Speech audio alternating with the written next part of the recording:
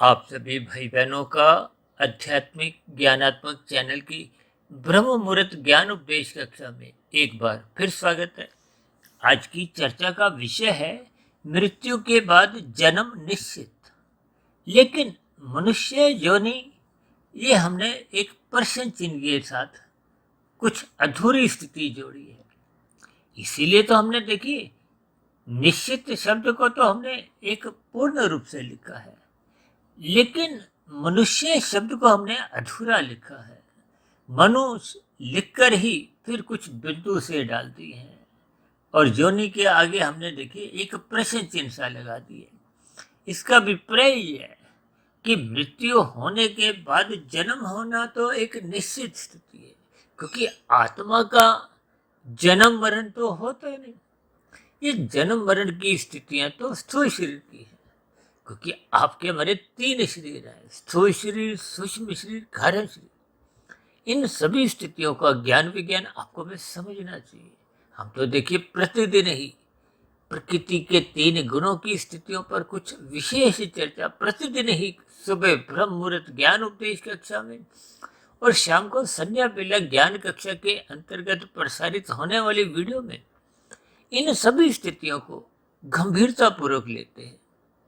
देखिए सुबह के विषय तो विशेष रूप से गंभीर होते हैं, लेकिन शाम के कुछ विषय भौतिक गतिविधियों से, संसारी गतिविधियों से, कुछ राजनीतिक दलों की स्थितियों से, आपके बड़े व्यवसायों से, आपकी हमारी दिनचर्या में जैसी जैसी संसारी मनुष्यों में एक दिनचर्या बीतती है, सरकारी विभागों की स्थितियों से, यानी कि इन सभी यथार्थ स्थितियों से कुछ शास्त्रों की जो एक सैद्धांतिक बातें हैं, जिनको मनुष्य योनि पाकर यदि हम समझते नहीं है, तो फिर ऐसी स्थिति विशेष में मनुष्य जीवन का जो एक सार्थक अर्थ है वो मनुष्य को समझ नहीं आ पाता। बस यूं ही खाया पिया बराबर, यानी कि मनुष्य जीवन का जो एक मुख्य उद्देश्य है, क्योंकि शास्त्रों में तो बार बार समझाया गया है कि मनुष्य योनि कर्म योनि है, साधना योनि का एक अवसर है।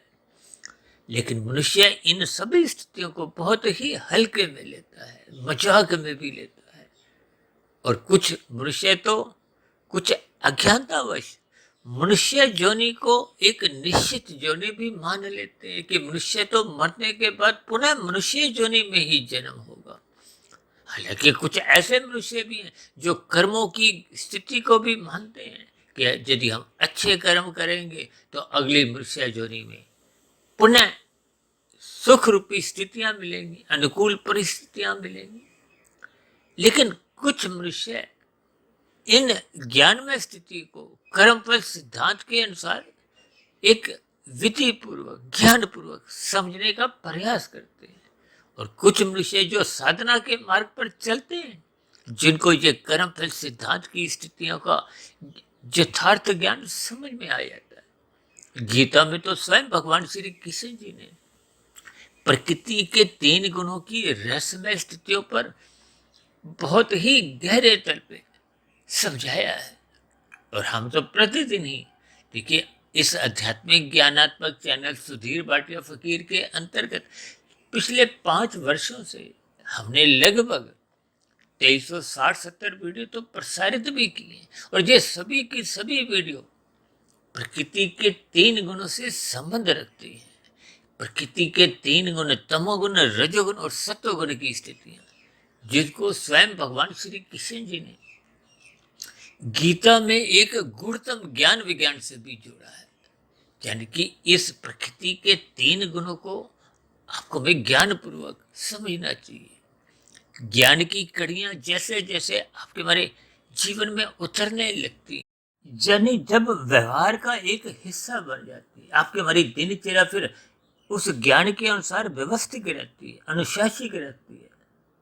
अन्यथा देखिए एक साधारण मनुष्य तो राजसी जीवन जीता है, और जब रजोगुण अमर्यादित हो जाता है, यानी कि जब वो सत्वगुण द्वारा नियंत्रित नहीं रहता, जैसे कोई गाड़ी देखिए एक बिना ब्रेक के बेकाबू हो जाती है, तो ऐसी सभी गाड़ियां किसी न किसी दुर्घटनाग्रस्त का शिकार होती है, स्वयं भी दुखी होती है, यानी कि स्वयं भी अपनी गाड़ी का नुकसान करती है और दूसरों की गाड़ी का भी नुकसान करती है, दूसरों को भी क्षति पहुंचाती है, दुख पहुंचाती है। इन सभी स्थितियों को, यानी कि दुर्घटना की स्थितियों को आपको विज्ञान पूर्वक समझना चाहिए। देखिए, मनुष्य जो नहीं, कर्म जो नहीं है, आपके मारे किए गए छोटे से छोटा कर्म भी लिखा जाता है, उसका खाता बनता है। देखिए, जैसे बैंक के खाते होते हैं ना, आप 10 रुपए जमा करो तो भी वहां पे एक निश्चित रूप से उसमें एक एंट्री आ जाती है, लिखा जाता है। यदि आप 1000 रुपये जमा करते हो तो भी लिखे जाते हैं, लाख रुपए जमा करते हो तो भी लिखे जाते हैं, और 5 रुपए निकालो, 50 रुपए निकालो, जितने निकलते हैं वो भी कम होते जाते हैं। इन कर्मों के खातों को बैंक के खातों से, देखिए मुझे अब कुछ ध्यान आ रहा है, तकरीबन कुछ वर्ष पहले हमने कुछ ऐसी ही वीडियो भी प्रसारित की थी कि देखिए यहाँ के खाते, वहाँ के खाते, क्योंकि मनुष्य योनि के बाद का जो एक जन्म की स्थितियां हैं वो वहां के खाते, वहां का मतलब आपके मारे कारण शरीर के खाते। देखिए, कारण शरीर में जैसी जैसी स्थितियां बनती हैं उसके आधार पे ही अगली योनि का निर्धारण होता है। आप भाई बहनों को शायद ध्यान हो, क्योंकि हमने एक बहुत बड़ी वीडियो, तकरीबन 2.25 घंटे के आसपास की वीडियो प्रसारित की थी। 3-4 वर्ष पहले मनुष्य के मरने के बाद का अगला जन्म। देखिए, मेरा प्रयास होता है कि कुछ 4-6-8 महीनों बाद, और विशेष रूप से जो मेरा जन्म तिथि का दिन होता है उस तिथि विशेष पे विशेष रूप से मैं मृत्यु से संबंधित ही कुछ ना कुछ वीडियो का नाम रखते हुए एक मृत्यु को ही अपनी चर्चा का आधार बनाते हैं। देखिए, हम जब मंदिर में हर रोज भी जाते हैं तब भी मनुष्य परमात्मा से उतना जल्दी जुड़ नहीं पाता जितनी जल्दी आपको मृत्यु जोड़ती। देखिए, शमशान घाट में जब आप और हम कभी कभार जब जाते हैं तो वहां की क्षणिक स्थिति भी आपके हमारे जीवन में कुछ विशेष क्षण सोचने पे मजबूर करते हैं। वो अलग बात है कि देखिए, वहां का जगा हुआ जो एक वैराग्य है संसार के प्रति, वो अस्थायी होता है। जैसे ही उस वातावरण से मनुष्य थोड़ा बाहर निकलता है, गाड़ी स्टार्ट की, एक आध लाल हरी बत्ती पार की, तो फिर वो जो पहले क्षणिक वैराग्य जगा था वो कहीं ना कहीं खो जाता है, या यूं को कि हम पुनः अपने संसार में लौट आते हैं। इसलिए हम सभी भाई बहनों को सत्संग की स्थितियों में अपने आप को स्थित करना होगा, अन्यथा आपके हमारे जीवन में ये जो कर्मों की स्थिति है जिसके आधार पे आपका हमारा अगली जोनी का निर्धारण होता है, ये सभी स्थितियां बहुत ही क्रमबद्ध तरीके से कर्मफल सिद्धांत के अंतर्गत, ये जो कारण शरीर है इसमें कर्माशय और संस्कारों की जैसी जैसी स्थितियां आप और हम बनाते हैं, कि आपको मुझे सबको ही कर्म करने की एक स्वतंत्रता मिली है। कर्म करने की स्वतंत्रता का जब हम दुरुपयोग करते हैं तो परमात्मा के विधान में, विधि विधान द्वारा, कर्मफल सिद्धांत के अनुसार फिर जैसी जैसी स्थितियां बन जाती हैं। क्योंकि मनुष्य जोनि को आप परीक्षा जोनि कहो, कर्म जोनि कहो, स्वतंत्रता कहो, एक साधना से जोड़ो, क्योंकि जन्म मरण की स्थितियों से आप और हम मुक्ति भी इसी जोनि में ही पा सकते हैं। अक्सर हम अपनी चर्चाओं में कभी कभी कहते हैं कि मनुष्य जोनि आदि जन्म भी बन जाता है, और ये अंतिम जन्म भी यदि आप और हम चाहें तो इस जोनि विशेष को अंतिम जन्म भी बना सकते हैं। क्योंकि आपका हमारा कार्य शरीर यदि पूर्ण रूप से शुद्ध हो जाता है, उसमें किसी भी प्रकार की कोई कर्मों की, संस्कारों की कोई बाध्यता नहीं रहती। देखिए, शास्त्रों में तो कर्मों को भी, यानी कि कर्माशय और संस्कार, हम तो साधारणतः अलग अलग शब्दों द्वारा इनको समझाते हैं, जबकि शास्त्रों में तो देखिए कर्मफल सिद्धांत के अंतर्गत ये संस्कारों की ही स्थिति है। एक वासना रूपी संस्कार है, एक धर्माधर्म संस्कार है। धर्म का मतलब क्या है कि पुण्य कर्म, अधर्म का अभिप्राय क्या है, पाप कर्म, जिसको हम सरल शब्दों में पाप पुण्य कर्मों का कर्मशय कह देते हैं, ताकि बात की गहराई आपको में समझ में आए। और संस्कारों की स्थितियां जो एक वासनात्मक स्थितियां होती हैं। देखिए, स्थूल शरीर के स्तर पर हम जैसे जैसे कर्म करते हैं, उसका कुछ स्वभाव मन बुद्धि के स्तर पर पहुंचता है, कुछ गहरे तल पे कारण शरीर में पहुंच जाता है। क्योंकि आपके मेरे तो देखिए 3 शरीर, स्थूल शरीर, सूक्ष्म शरीर, कारण शरीर। ये जन्म मरण की स्थितियां स्थूल शरीर के साथ संबंध रखती हैं। भले ही इनका आधार तो कारण शरीर है, सूक्ष्म शरीर है। देखिए, कहीं कहीं शास्त्रों में सूक्ष्म शरीर और कारण शरीर को इकट्ठा सूक्ष्म शरीर भी कह दिया जाता है। कहीं कहीं सूक्ष्म शरीर कारण शरीर को कारण शरीर भी कह दिया जाता है। लेकिन हमने आज तक जितने भी वीडियो प्रसारित किए हैं, जो लगभग 2400 के आसपास हैं, उन सभी में ही हमने इन 3 स्थितियों को अलग अलग दर्शाया। देखिए, स्थूल शरीर माता के गर्भ में इसकी एक निर्माण प्रक्रिया, सृजन की स्थितियां 9 माह 9 दिन में जो शास्त्र में कहा गया वो पूर्ण होती है।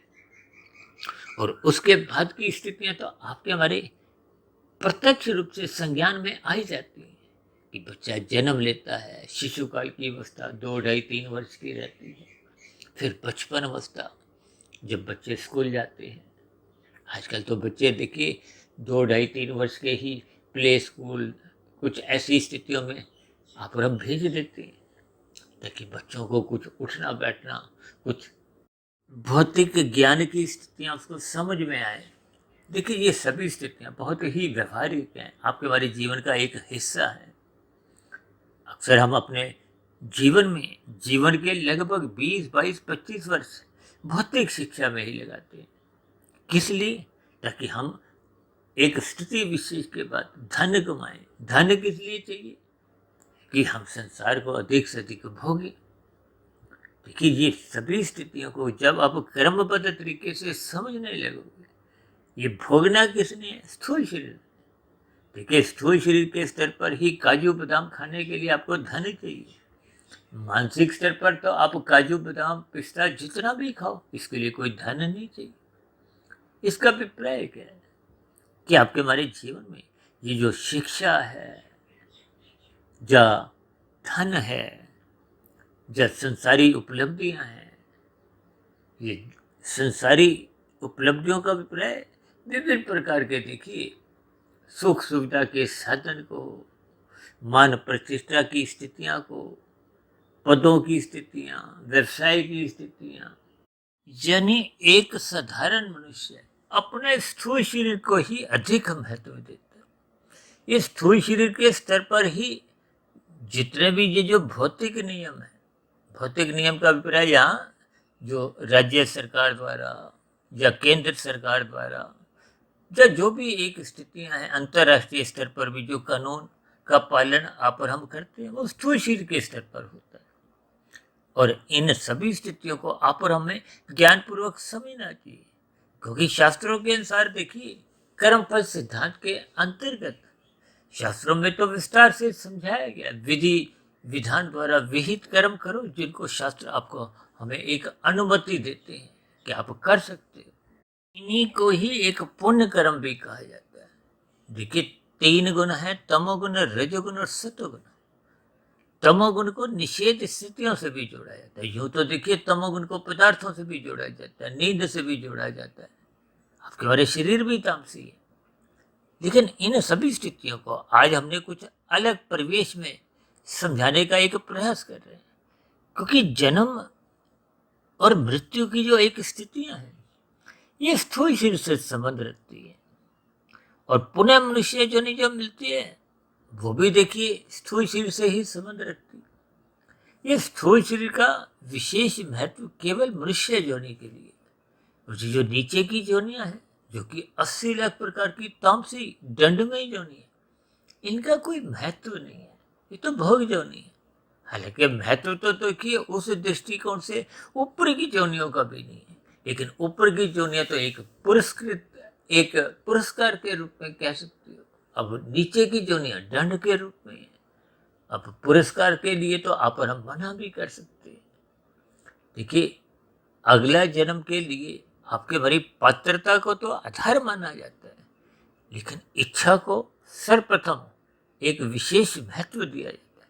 कब? जब पुण्य कर्मों की अधिकता होती है।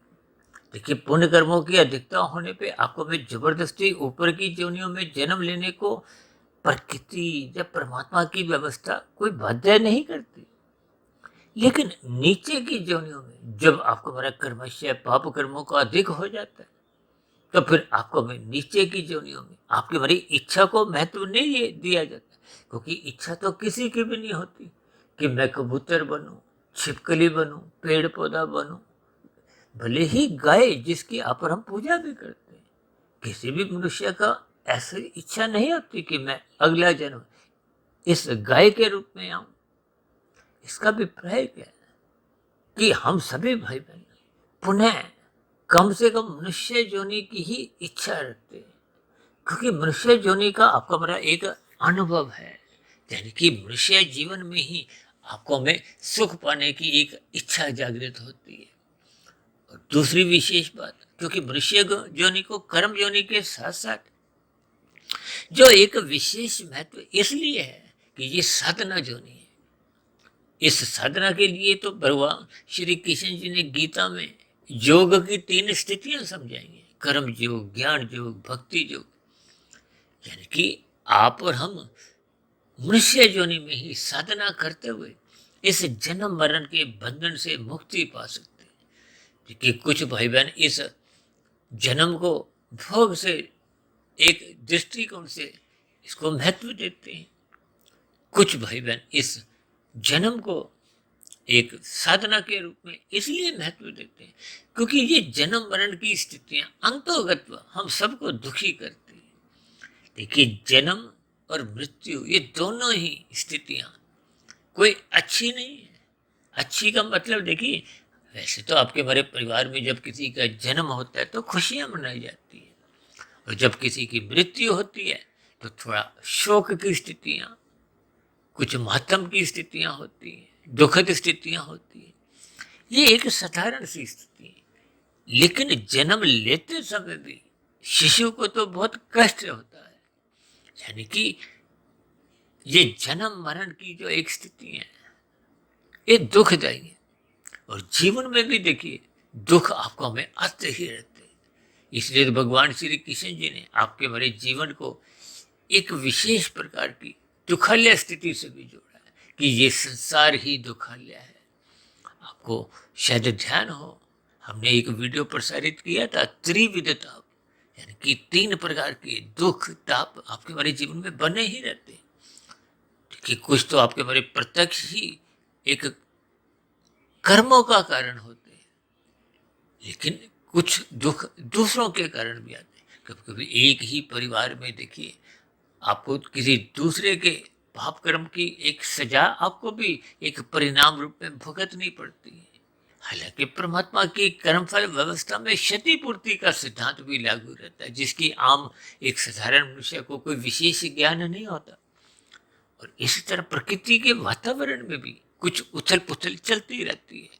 कभी बाढ़ की स्थितियाँ, कभी अधिक गर्मी, आजकल तो बहुत अधिक गर्मी का यानी कि तापमान बढ़ता जा रहा है, भूकंप की स्थितियां हैं, और भी कई स्थितियां देखिए, ये सभी आपको में दुखी करती हैं। इसलिए इस संसार को त्रिविध तापों से भी जोड़ा गया है, क्योंकि भगवान श्री कृष्ण जी ने ही इस जगत को दुखालय का है। इसका अभिप्राय ये है कि ये जगत दुखों का घर है। या यूं को जैसे पुस्तकालय में पुस्तकें होती है, न्यायालय में न्याय की स्थितियां होती हैं, भोजनालय में भोजन की एक पदार्थों की स्थिति है। तो जब जगत को ही दुखालय संबोधित किया गया तो इसका अभिप्राय यहाँ दुख बने ही रहते हैं, अधिक रहते हैं, यूं भी सब समझ सकते हो। और मेरा तो व्यक्तिगत ऐसा मानना है कि यहाँ दुख तो बने ही रहते हैं। बड़े दुखों के बाद छोटे दुख आते हैं, तो उन छोटे दुखों में ही आपको में सुख की अनुभूति होती है। या यूं को कि दुख तो देखिए सालों के हिसाब से आते हैं, महीनों के हिसाब से, जबकि ये जो सुख है चाहे पांच भोग्य विषयों की गंध, रस, रूप, स्पर्श, शब्द, ये क्षणिक होते हैं, अल्पकालिक होते हैं। ये सेकंड्स का नहीं तो मिनट का लगा लो। अब रसगुल्ला जब आप हम खाते हैं तो कितने, कोई 10-20 घंटे का तो सुख नहीं होता, वो एक क्षणिक सुख है। ये सभी सुखों को आप पांच भोग्य विषयों से भी जोड़ सकते हो, लेकिन साधारणतः मनुष्य इन सभी स्थितियों को ज्ञानपूर्वक समझता नहीं है। एक सुख भोगता है, फिर वो दूसरा भोगता है। जैसे आप ब्याह शादियों में जाते हो ना, एक स्टाइल पर कुछ खाया, फिर दूसरे स्टाइल पे पहुंच गए, फिर तीसरे, चौथे। इसी तरह आपके हमारे जीवन में भी ये एक सुख भोगा, फिर दूसरा। और मैं तो यह तक कहता हूं कि मनुष्य इन सुखों को पकड़ने के लिए ही भौतिक शिक्षा या भाग दौड़ या जो भी आपकी गतिविधियां, क्रियाएं, कर्मों की स्थितियां, इन सुखों को पकड़ने के लिए ही होती है। सुखों को पकड़ने को, भोगना को, जब भोगते भोगते हम थक जाते हैं, जब वो भोग ही आपको में पीड़ा देते हैं, दुख देते हैं, तो फिर हम उस भोग को छोड़ देते हैं, फिर हम कोई नया भोग भोगते हैं। बस इसी स्थितियों में ही आपका हमारा जीवन स्थूल शरीर के स्तर पर देखिए, किशोर अवस्था, युवावस्था, प्रौढ़ावस्था, वृद्धावस्था और मृत्यु की दहलीज में, यानी कि ये मृत्यु के बाद की ये जो जन्म कहो, देखिए मृत्यु जन्म एक ही स्थिति है। कहीं मृत्यु है तो फिर उसका उसी क्षण कहीं ना कहीं जन्म भी है। मेरा तो व्यक्तिगत ऐसा मानना है कि आपका हमारा अगला जोनी, अगला जन्म सुनिश्चित होते ही पुरानी जोनी में एक अंतिम सांस की स्थिति उत्पन्न होती है। भले ही अंत्येष्टि संस्कार में आपके 2 घंटे, 4 घंटे, 10 घंटे, 1-2 दिन भी कभी कभी विशेष परिस्थितियों में लग जाते, तब तक तो अगली जोनी भी हो जाती। और साधारण परिस्थितियों में अक्सर हम शुभ भाव रखते हुए कह देते हैं कि उस मनुष्य का स्वर्गवास हो गया। स्वर्ग का अभिप्राय विशेष सुखों से लिया जाता है। वास का मतलब एक होने की स्थिति से, वसने की स्थिति से। ये जो नीचे की जोनियां हैं, इनको तो आप और हम स्वर्गवास यानी कि एक सुखों से तो नहीं जोड़ सकते। इसका अभिप्राय क्या है? ये नरक की स्थिति है, दुखमय स्थिति है। अब परमात्मा तो देखिए न्यायकारी भी है, क्योंकि कर्मफल सिद्धांत के अंतर्गत जब आप और हम पाप कर्म करते हैं तो उसका दुख रूपी परिणाम भी आपको हमें ही भोगना होता है। ये नीचे की जोनियां कष्टमय है, दुखमय है, लेकिन परमात्मा तो देखिए दया के सागर है, परम दयालु है। परमात्मा आपको हमें दुखी देख ही नहीं सकते, इसलिए उन्होंने नीचे की जोनियों को क्रमशः अचेत रखा है। अब देखिए ना, ऊपर की जोनियां हैं 3,99,999 और नीचे की जोनियां हैं 80 लाख। इस भयंकर अनुपात की स्थितियों को यदि हम थोड़ा अपने चिंतन में लेते हैं तो आप और हम पाएंगे कि आपकी हमारी सबकी ही स्थिति कहीं ना कहीं पाप कर्मों की अधिक बनी रहती है। और वर्तमान समय तो देखिए कल युग चल रहा है। अब कल युग में तो कुछ स्थितियां भारी स्तर पर कुछ ऐसी बनी हुई है कि मनुष्य का तमोगुण रजोगुण ही नाचते रहते हैं। देखिए जब जब रजोगुण सत्वगुण की लगाम छुड़वा लेता है, अक्सर हम बार बार कहते हैं ना, धर्म की 4 दीवारी इतनी ऊंची बनाओ, इतनी मजबूत बनाओ, ये अर्थ और काम कूद ना सके, उस धर्म की 4 दीवारी को लांद ना सके, तोड़ ना सके। आज देखिए कलयुग की स्थितियों में आप देखते हो कितने ही चोरी, डकैती, हेरा फेरी। देखिए अक्सर मैं लाल बत्ती पे रुकने पे विशेष जोर देकर समझाता हूँ कि लाल बत्ती पार मत करो, दूसरे की हरी बत्ती को मत खाओ, दूसरों को पीड़ा मत दो। यही तो इंसानियत है, यही तो मानवता है और यही धर्म है। आज विभिन्न स्थितियों में इस धर्म की परिभाषा ही कुछ बदलती जा रही है। इसको मत से, संप्रदाय से जोड़ दिया जाता है, जबकि वो तो देखिए एक कर्मों के आधार पे अलग अलग स्थितियां हैं, विचारों की स्थितियां हैं। जबकि धर्म तो सभी को ही, आपको, हमें सबको ही अपनी अपनी स्थितियों में निभाना होता है। ये एक कर्तव्य कर्म है, एक जिम्मेदारी है। जब हम हरी बत्ती पे चलते हैं तो दूसरे उस स्थिति विशेष में उनकी लाल बत्ती होती है, वो रुकते हैं, तभी तो आप हरी बत्ती पे चल पाते हो, आप अपनी मंजिल पे, गंतव्य पे पहुंच पाते हो। तो फिर जब दूसरों की हरी बत्ती है, आपको भी अपना फर्ज निभाना है, कर्तव्य निभाना है। यही कर्तव्य है, ये धर्म है जिसको मनुष्य समझता नहीं। जब समझता नहीं तो फिर वो जब दूसरे का हिस्सा चुराता है, देखिए यहाँ के चलान कभी कभी आप इन चलानों से बच भी जाते हो, लेकिन परमात्मा के यहाँ प्रकृति की व्यवस्था में आज तक कोई भी मनुष्य बच नहीं पाया। ये एक गैर जमानती वारंट है। देखिए जैसे पाप कर्म होने पे मनुष्य इन सभी स्थितियों का यदि विधि पूर्वक, ध्यान पूर्वक चिंतन करे कि ये जो हम पाप कर्म करते हैं, इसका एक समय विशेष के बाद दुख रूपी परिणाम आपको ही भुगतने हैं।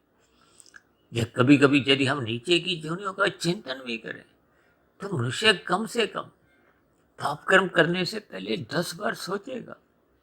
इसलिए तो हमने आज क्या लिखा है कि मृत्यु के बाद जन्म तो निश्चित है, जन्म की कोई ना कोई जोनी तो आपको हमें मिलेगी मिलेगी, इसमें कोई दो राय नहीं है। लेकिन नीचे की जोनियां तो कितनी ही ऐसी हैं जिनके आप और हम नाम सुनकर भी कांप उठते हैं, भयभीत होते हैं।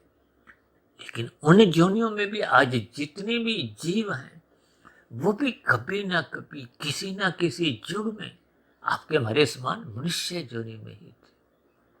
उस मनुष्य जोनि में उन्होंने अपनी मिली हुई स्वतंत्रता का दुरुपयोग किया था, पाप कर्म किए थे। देखिए वेदों में तो स्पष्ट रूप से कहा गया ये करो ये मत करो। जो मना किया गया वो निषेध कर्म है, वो पाप कर्म है, उनसे आपको हमें बचना चाहिए। इसलिए तो बार बार कहते हैं सत्संग करो, ज्ञानमय स्थिति में अपने आप को स्थित रखो, क्योंकि आपकी हमारी आत्मा ज्ञान स्वरूप है, सब वही ज्ञान है। ये जो हम प्रतिदिन वीडियो प्रसारित कर करके हम कहते हैं कि इनको सुनो, देखिए सुनना अच्छी बात है, क्योंकि ये एक सात्विक स्थिति बनाती है। क्योंकि राजसी स्थिति आपको हमें संसार में लगाती है, और तामसी स्थिति ये संसार के अधिक भोगने के कारण ही आपको हमें तमोगुण में भी गिराती है। तो राजोगुण को मर्यादा में रखने के लिए और तमोगुण में गिरने से बचने के लिए ये सत्संग की स्थिति विशेष स्तर पर समझाई गई है। शास्त्रों में तो कहा गया है जो मनुष्य सत्संग नहीं करता उसके जीवन में पशु वृत्तियां पनपने लगती हैं। ये पशु वृत्तियों का मतलब क्या है कि जब आप अपने धर्म का पालन नहीं करते, दूसरे के हिस्से को खाते, तो ये तो पशु वृत्ति है। पशु वृत्तियों का मतलब ये है कि जो मनुष्य सत्संग नहीं करता, ये आहार में तो निंद्रा पे, तो ये एक पशु के जीवन में भी है। यदि आपके हमारे जीवन में भी यही स्थितियां बनी हुई हैं, देखिए आज मनुष्य सत्संग को हल्के में लेता है, मजाक में लेता है। जब तक हम श्रद्धापूर्वक इन सभी स्थितियों का ज्ञान विज्ञान समझते नहीं, हम तो देखिए बार बार कर्मफल सिद्धांत की चर्चाएं करते हैं, क्योंकि मनुष्य जो नहीं तो पुण्य तभी मिलती है जब संचित कर्मों में मरते समय पुण्य कर्म कम से कम 50-51% का अनुपात होता है। और यदि ये अनुपात घट जाता है तो फिर निश्चित रूप से पाप कर्मों का अनुपात बढ़ चुका होता है। देखिए एक के घटते ही दूसरी चीज बढ़ जाती है। जैसे हम कहते हैं ना, प्रकृति के 3 गुण नित्य हैं। देखिए एक गुण प्रधान होता है, दूसरा गौण, तीसरा अति गौण। जो हम बार बार कहते हैं ना, ब्रह्म मुहूर्त में उठो, ये सत्वगुण की शुद्धतम स्थिति है। जब तमोगुण सो चुका है और रजोगुण यानी कि संसार अभी जगा नहीं, उस स्थिति विशेष में परमात्मा से जुड़ना आसान होता है। ये कर्मों की स्थितियां कहो, गुरु के प्रवचनों की स्थितियां, शास्त्रों का स्वाध्याय, इन पर जब हम एकाग्रचित्त होते हैं तो ये बात जल्दी समझ में आने लगती है। हम तो अपनी सुबह शाम की जो वीडियो है, देखिए प्रसारण का समय इनका अलग अलग है। ब्रह्म मुहूर्त ज्ञान उपदेश कक्षा हम 5:30 पौने 6 लगभग सुबह के टाइम पे प्रसारित कर देते हैं, और शाम को 5:30 पौने 6 बजे 6 बजे हम संध्या बेला ज्ञान कक्षा के अंतर्गत एक वीडियो प्रसारित करते हैं। लेकिन इनके बोलने का समय, बनाने का समय, यानी कि इन स्थितियों पर जो हमारा विशेष कार्य होता है वो ब्रह्म मुहूर्त की स्थिति विशेष में ही होता है। लेकिन परमात्मा की प्रेरणा से कुछ ऐसे संस्कार स्वभाव मेरा बन चुका है कि मैं लगभग 1 डेढ़ 2 बजे तक पिछले 22-25 वर्षों से उठता आया हूँ। हालांकि इस आध्यात्मिक ज्ञानात्मक चैनल का तो शुभारंभ लगभग 5 वर्ष पहले ही हुआ था, लेकिन उससे पूर्व भी ज्ञान में स्थितियाँ सुनने से कहो, शास्त्रों को पढ़ने से, लिखने से, इन सभी स्थितियों में हम अपने आप को जब स्थित रखते हैं तो आपका मेरा सत्वगुण बढ़ता है। देखिए, सत्वगुण बढ़ाने के लिए ही ये मनुष्य जुनी मिली है।